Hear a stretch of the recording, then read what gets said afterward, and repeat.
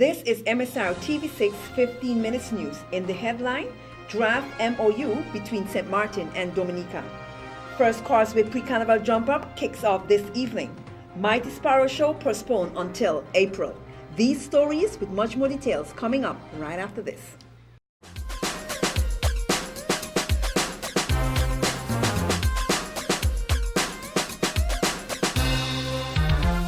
MSR Cable TV, simply the best. Romain Laville, independent member of parliament, during a press conference held at the Government Administration Building, outlined the details of a draft memorandum of understanding MOU that could be signed between the government of St. Martin and the government of Dominica. MP Laville said the MOU in its current format is acceptable to the government of Dominica and now has to be discussed by the Council of Ministers of St. Martin. Laville added that it also calls for the two governments of both countries to explore and, where appropriate, manage opportunities for collaboration for the mutual benefit on matters related to tourism, aviation, education, and agriculture. Here is MP Laville as he explains. I am happy also to inform the people of St. Martin that what took place about over a month ago with the signing of the MOU for the city of Newark, New Jersey. We have right now with us an official agreement or resolution, another MOU with the country of Dominica. This discussion with the Prime Minister, Honorable Prime Minister Roosevelt Skerrit, of the government of Dominica took place in 2012, the summer of 2012. It took place on certain matters of looking for possibilities for St. Martin to be able to get closer ties with our Caribbean brothers and sisters. This MOU entails tourism factor, it entails aviation, it entails education, and also it entails agriculture. I would just like to read certain parts of this MOU to the people of St. Martin.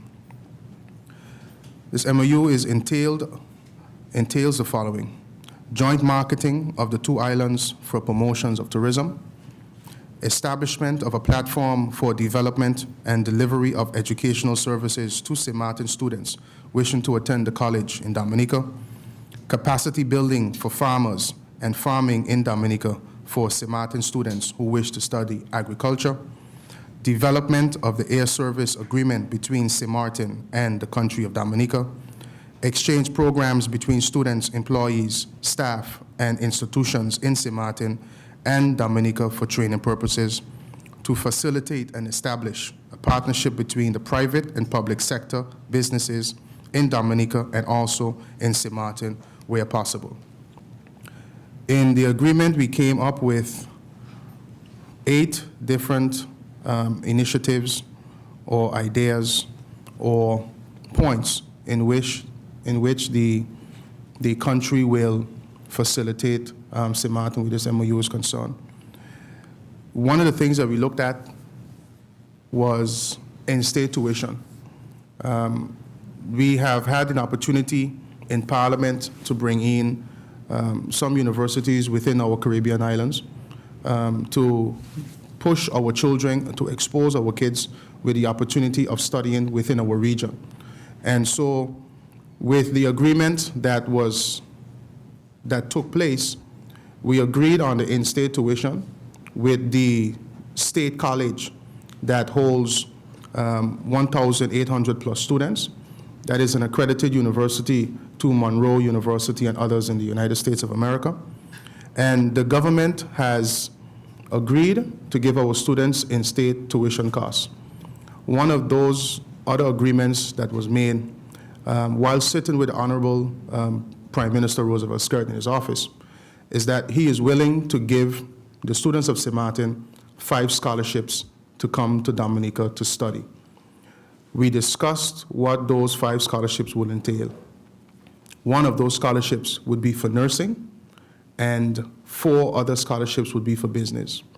Right after that, In communication with him via email, via on the phone, on the BlackBerry, I asked if we could change the issuance of the scholarships. And he agreed, and we have come to an understanding that the 5 scholarships now will be 1 for nursing, 2 for business, and 2 for agriculture. Ted Richardson, Minister of Tourism and Agriculture, had this to add during the press conference. Indeed, it is monumental, or would you say, very important achievement. And I give our credits to MP Laville for initiating this project, and also help put in the facts and the details of how this MOU will help both countries. As the Minister of Tourism, Economic Affairs, Transport and Telecommunication, it is my job on one side sometimes to initiate things, and on the other hand to facilitate. In this case, as you have heard, this is an initiative that took place in 2012, so therefore my job is to facilitate good things. And this is one of those initiatives that we have to see ensure that it's carried to the good end, because it's of benefit not only to the country, but especially for the youth of St. Martin, and it will ensure that our people can have a brighter future.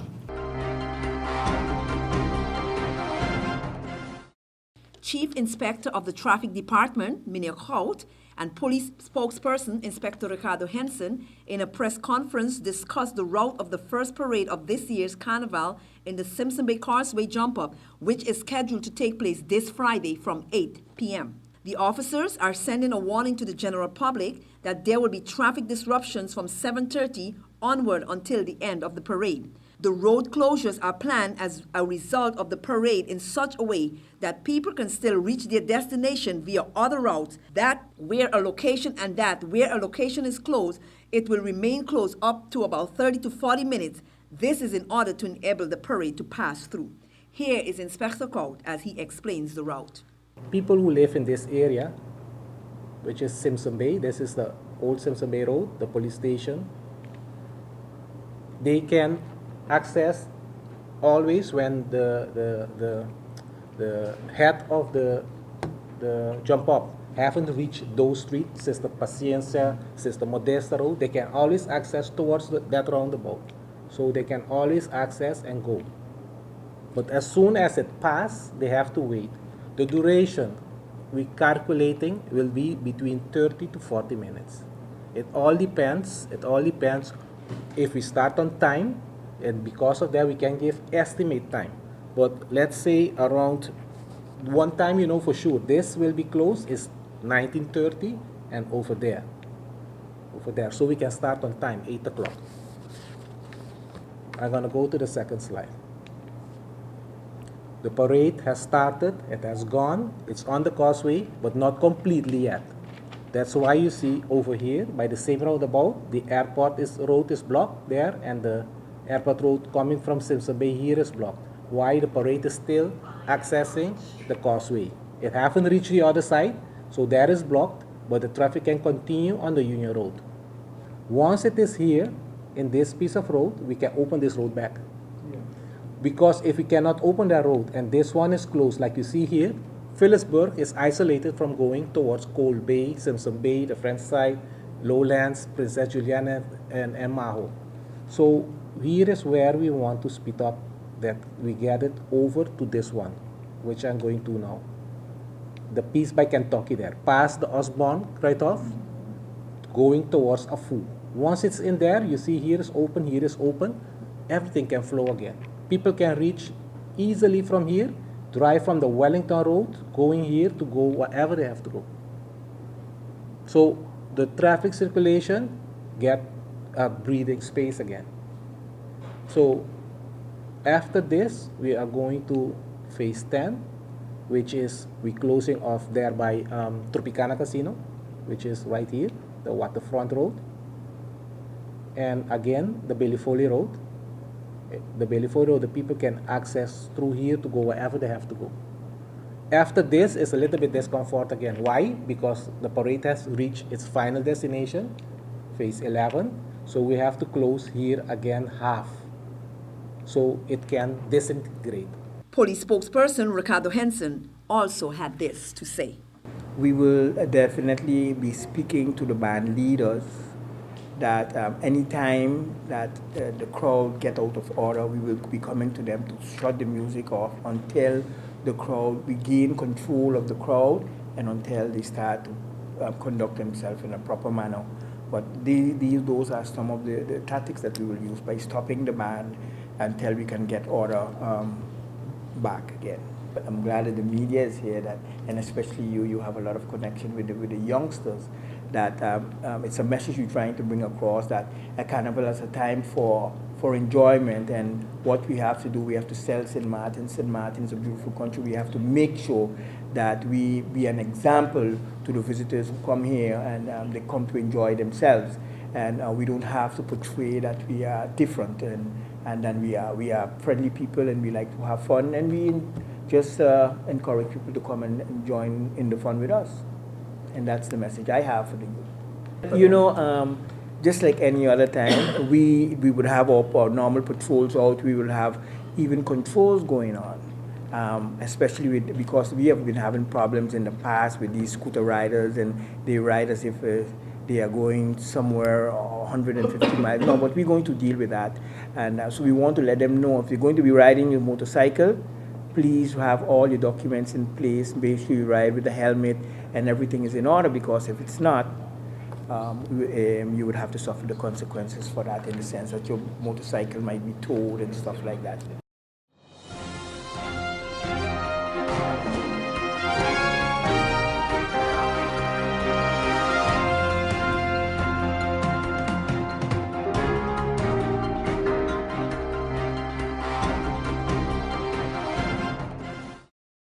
Fans of the Mighty Sparrow will be disappointed and will have to wait another week before being able to witness the return of the Mighty Sparrow live in concert.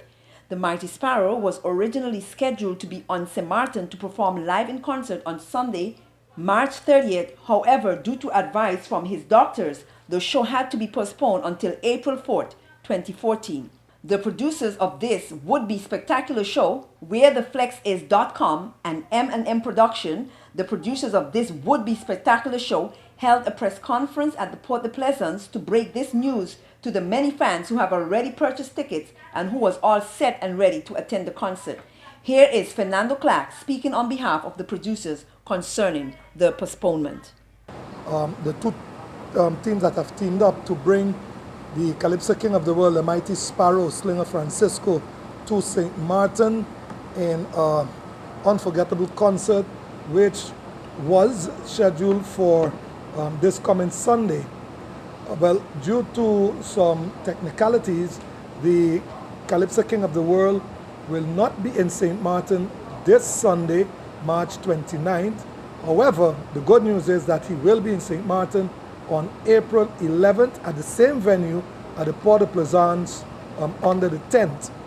Now, one may be wondering, well, what happened to the Mighty Sparrow? Why isn't he not here?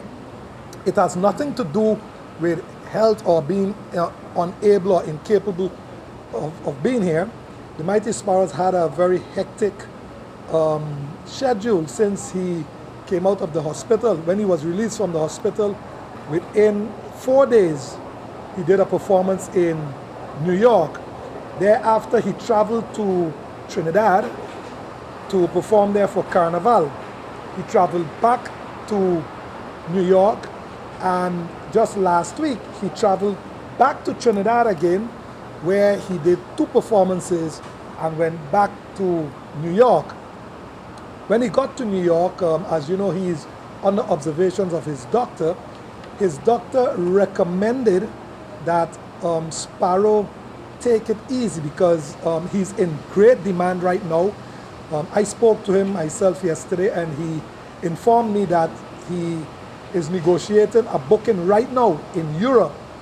So everybody hearing that he's back up and running want a piece of the Calypso King of the World, and his bookings are just simply increasing. He was supposed to be in St. Martin on March 30th, actually, and that has been postponed until April 11th.